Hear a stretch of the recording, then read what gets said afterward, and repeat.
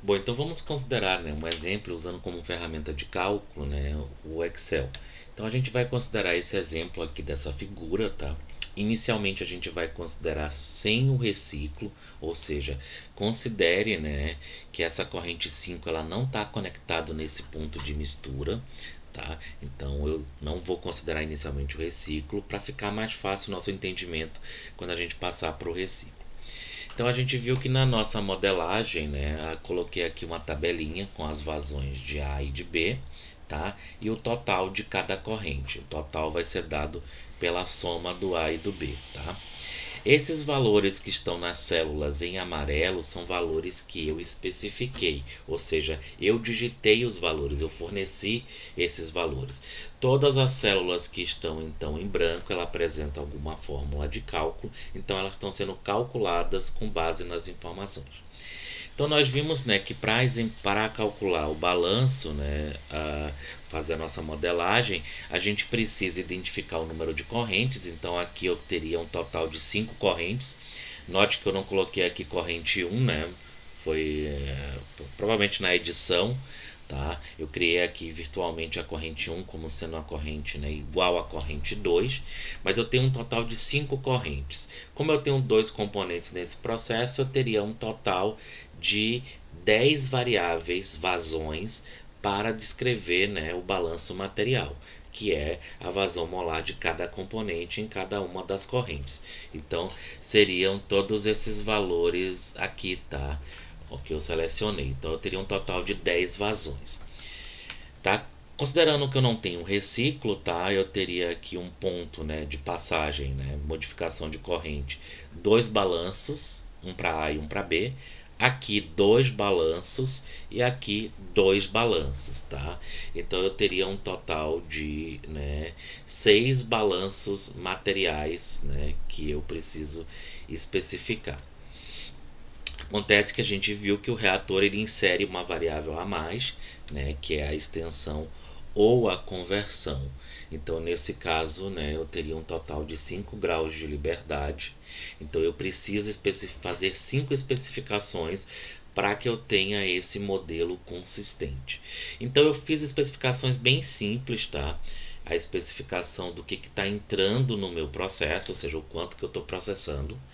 Especifiquei a conversão do reator. Esse é o tipo de especificação mais simples para o reator, né? Porque eu não estou entrando no detalhe da dimensão do equipamento ou o equilíbrio, são outras possibilidades de especificar indiretamente a conversão.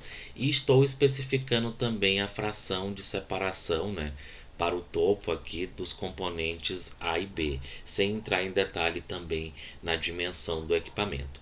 Então, uma vez feitas as especificações, posteriormente eu posso então calcular o tamanho dos equipamentos, né, para eventualmente alcançar essas especificações, tá? Mas nesse caso, né, a gente tem um modelo bastante simplificado, né, sem entrar em detalhes ainda a respeito dos equipamentos.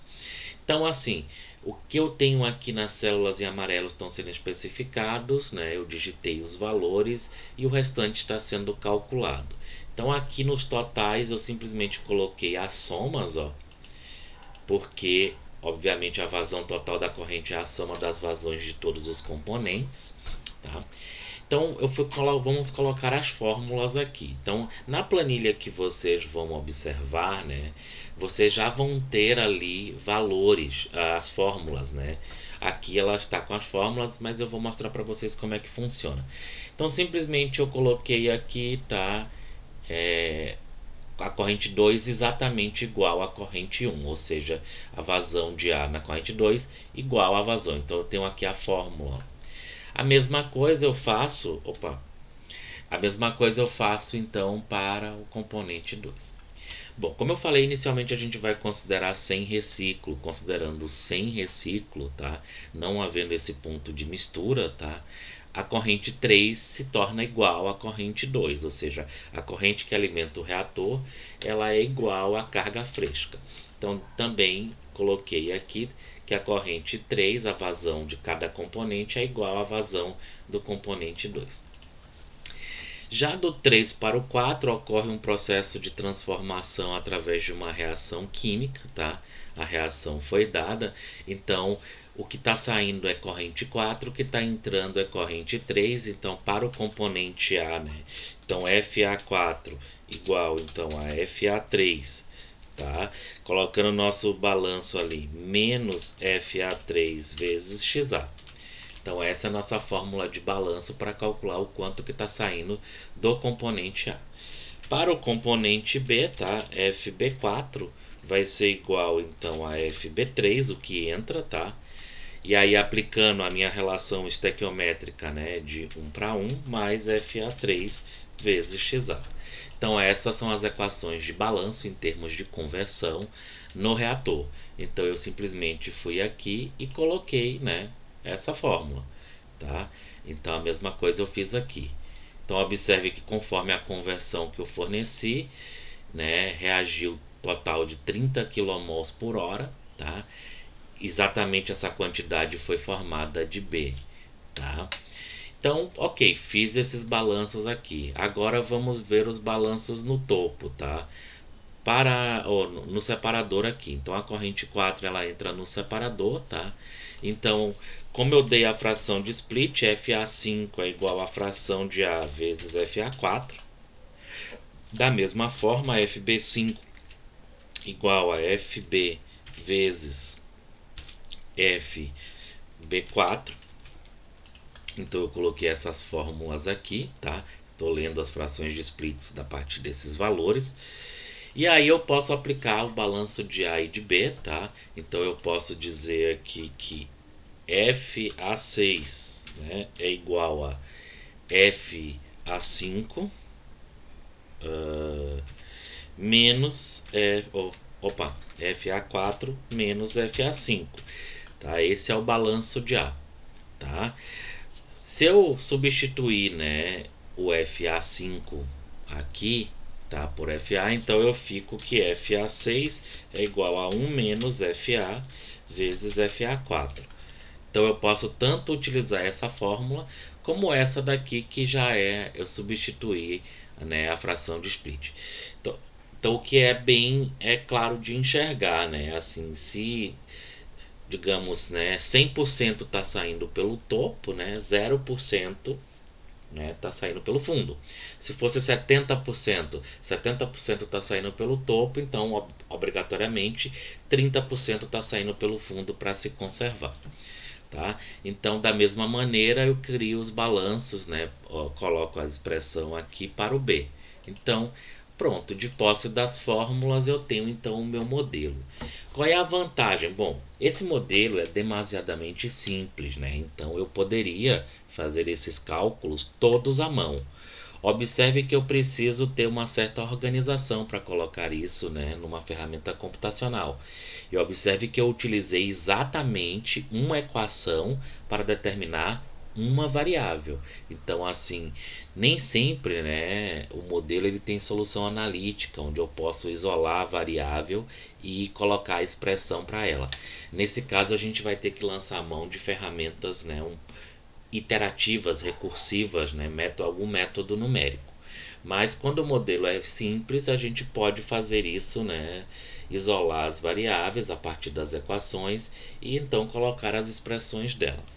Qual é a vantagem então de eu fazer, né, isso nessa ferramenta? Além de eu deixar, né, tudo, né, fácil de documentar, se eu vier aqui, por exemplo, e alterar a conversão, né, digamos, agora eu quero refazer os cálculos para uma conversão de 70%.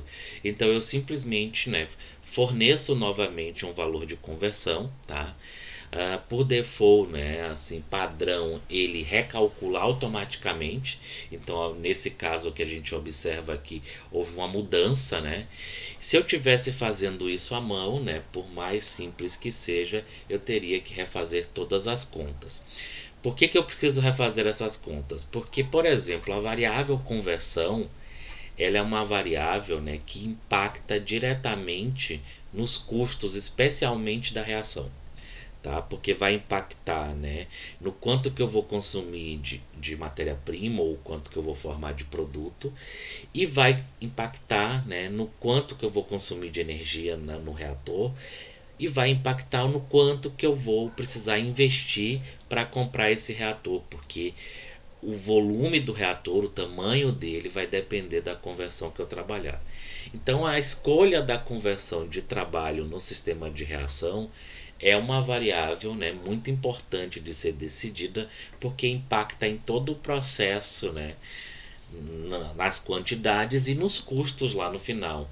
Então eu vou precisar fazer uma análise para decidir, por exemplo, qual é o valor da conversão de trabalho, uma análise econômica. Então eu vou precisar refazer esses cálculos, né, muitas vezes, né? Por exemplo, altera a conversão, aumenta um pouco, diminui um pouco para verificar o quanto isso impacta no meu retorno econômico do processo, ou seja, no meu lucro. Então é muito simples, né? A gente vai fazer uma atividade onde eu vou pedir para que vocês utilizem, obviamente, um processo diferente, com especificações diferentes, para que vocês, né, utilizem essa ferramenta, né? É importante a gente ter um certo, né, domínio de ferramentas simples, como é o caso do Excel, né?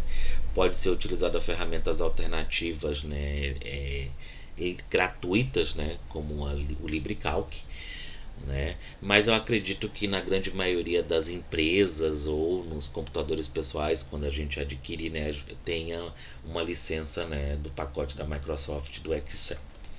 Bom, então eu vou parar esse vídeo por aqui para não ficar longo, né? E a gente vai então discutir como que mudaria a minha análise, né, utilizando essa ferramenta com o Recico.